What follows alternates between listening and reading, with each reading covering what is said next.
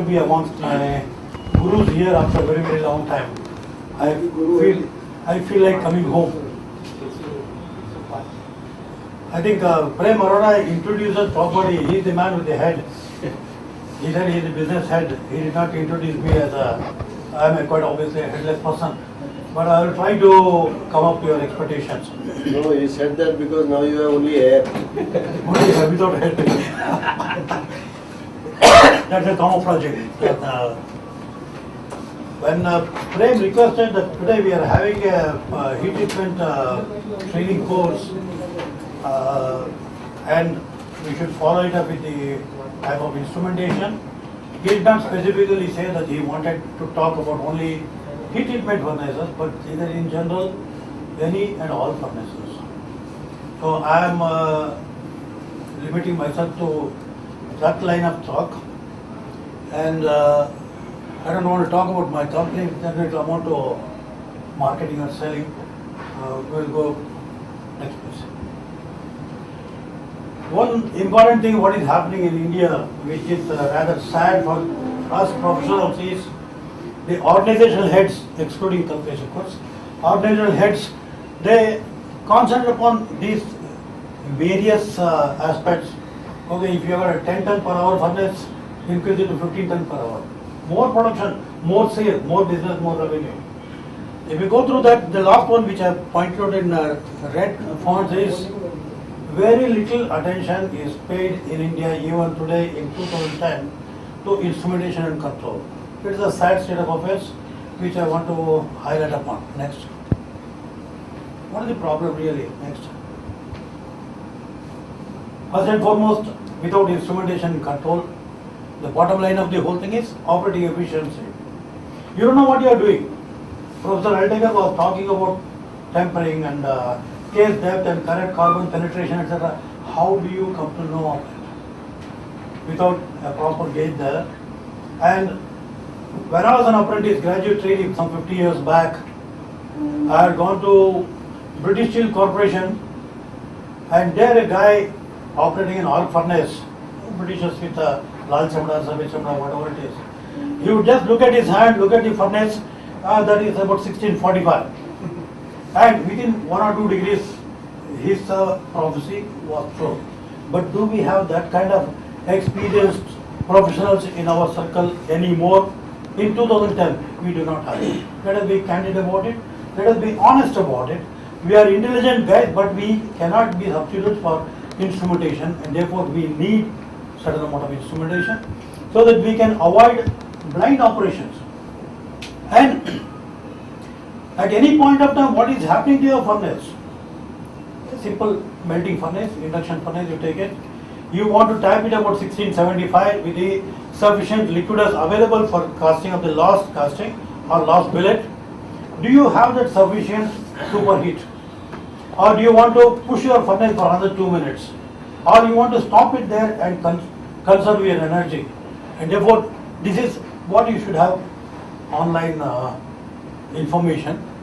With this online information, as I said, if you have already reached a temperature of 1650 and your target is 1660, you know exactly to run 25% of the power exactly for 30 seconds more, and then call the crane fellow and the ladle fellow and tap it. That is the kind of facility you get, that is the kind of capability you develop.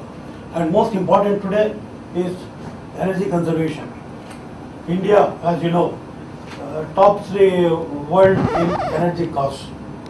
Perhaps it is the highest energy paying country in the whole of the world, except probably a few African countries.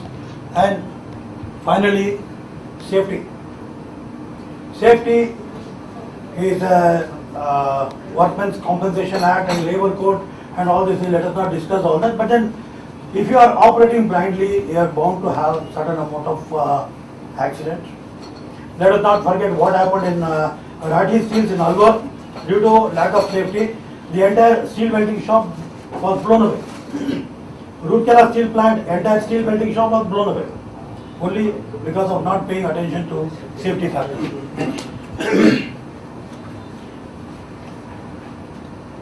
In heat treatment furnaces and reheating furnaces, one of the main problems is scale losses. You know what is scaling? Oxide coating. And that is na idhar ka na udhar ka. You cannot sell that product, you cannot save that money what you have wasted. And therefore, wastage. And in heat treatment, there is another problem is surface decon, which all of you or most of you must be metallurgists, which is a well-known factor. You want to, that's a simple pit type furnace, compressing furnace. People tend to heat the charge to 900 degrees or 920, mark or some kind of a thing there, at 920, and then start admitting the compressing fluid there. When you have taken out a charge and put another charge there, the entire atmosphere is oxidizing atmosphere. Till you start creating a reducing atmosphere, your job, whatever you are having, a surface carbon of 0.8, 0.9, it would have come down to probably 0.7, 0.65. That means you need to additionally boost the potential to build up the strength, build up the case depth, case carbon. And of course, this is next bullet is obvious. We don't have to say that whether a hard Hasselblad or anybody, wherever you are buying the wastage of compressing fluids, it costs money. And because of your possibly necessity of reworking, your lost productivity, and therefore you need to avoid blind operation. And also, having spent your 10 lakhs or 20 lakh rupees for a pit type furnace, you would like to use it to the maximum possible. And you would not like to use it for reworking and therefore lose your productivity. And ultimately, the customer is God. What a matter of case for rejections. Okay, this case that is not acceptable to me, or case carbon is not acceptable to me, I will not accept it. Simple. Next. In case of heating furnaces, whether you talk of rolling mill heating furnace, forging furnace, my friend is here, he is in the forging industry. Unnecessary fuel consumption. किसका बाप का क्या जाता है? It comes from Arab land or OPEC countries, and government charges 3 times the cost which costs anywhere else in the world, and we pay through the nose. Can we conserve it? What is the reason for that? We will go into detail, but basically one of the very fundamental mistakes we professionals are doing is incorrect air fuel ratio, and therefore we are consuming more fuel. And in case of electrical furnaces or even in oil or gas fired furnaces, temperature. Temperature is the one area where we pay scant attention. अरे हमको 10-15 degree चलता है. This is a typical answer wherever you go. 10-15 degree चलता है. किसका बाप का चलता है? Let us ask that question ourselves. Next. According to Prem's order, I distribute to 3 portfolios: melting furnaces, reheating furnaces, and heat treatment furnaces. Whatever I have described there, it does not require much of an elaboration. But one common factor in all this thing is temperature, गर्मी. Starting from your बच्चे का बुखार to industrial control, temperature plays a very, very important role in our operations, in our cost economics. And wherever, without any data, later on 3 months later, the customer sends your castings back from Timbuktu. That day you did not pour it at the proper temperature, or you did not carbonize it at the proper temperature, or your potential was not okay. Do you have any evidence? नहीं साहब मैं बोलता हूँ मेरा बात मानो इतना साल हो गया मेरा बाल सफेद हो गया, all kinds of things there. But if you had a facility for data logging and data recording, it would challenge even the President of India. And in melting furnaces, one of the most important thing in molten steel and cast iron is your carbon. Possibly no other element, your nickel, chrome, moly, tungsten, vanadium, cobalt, none of them hold that importance as your carbon holds there. And finally, when it comes to question of good casting, do you make a casting with a porosity, or make a sound the oxygen measurement is necessary. In case of reheating furnaces, as I said, 10 degree हमको चलता है. If we can come out of that psyche, come out of that psychology, then temperature measurement and control becomes important. And the last point, flue gas analysis. What for? Basically to see that you are combusting your fuel correctly, nothing more, nothing less. If nothing less, if it is something less, that pollution control fellow will come and catch out of it, that you are sending out into the atmosphere carbon monoxide and sulfur monoxide, nitrous oxide and so on, And we are talking about a lot about greenhouse effect and carbon credit, and none of us practice it, I know that. And therefore the flue gas analysis becomes very, very important. And if you want to avoid that Bihari labor, if you want to avoid that, you need a certain amount of furnace automation, minimum temperature control and excess air control.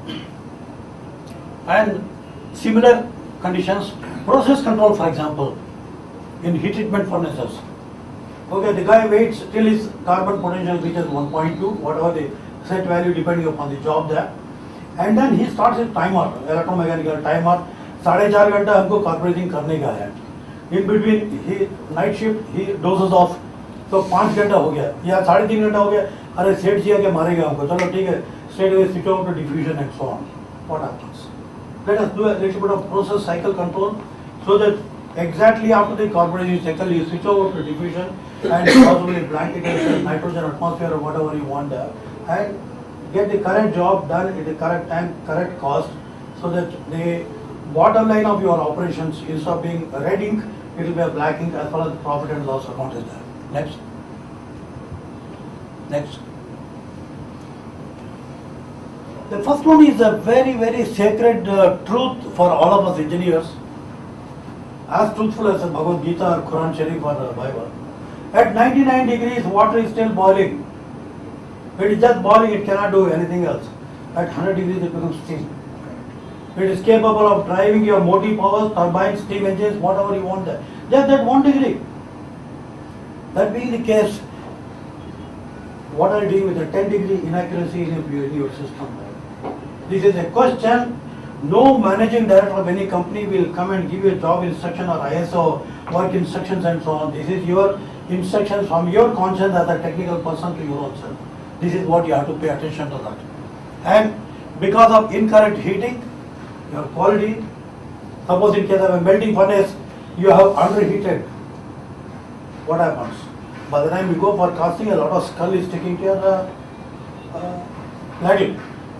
Probably 5%, 7% metal is lost. That has to be chipped and broken and sent it back for remelting in the next batch. Or sometimes, if you don't have a proper control, if you have overheated, invariably this stopper is leaking or the sliding gate is leaking, whatever method of controlling of the ladle you have got there, and you lose metal. And you have unnecessarily heated the metal. It is not just only your 3 tons of induction furnace metal. In addition to that, at least 1.5 tons of your refractory shell and also the cooling water. All these are carrying away the heat. For what sake? Just because you are not controlling the temperature properly.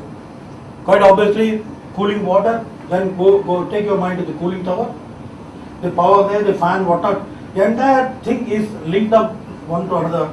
And if you do not control the furnace temperature properly, at every direction you can look, there it is only loss. Next.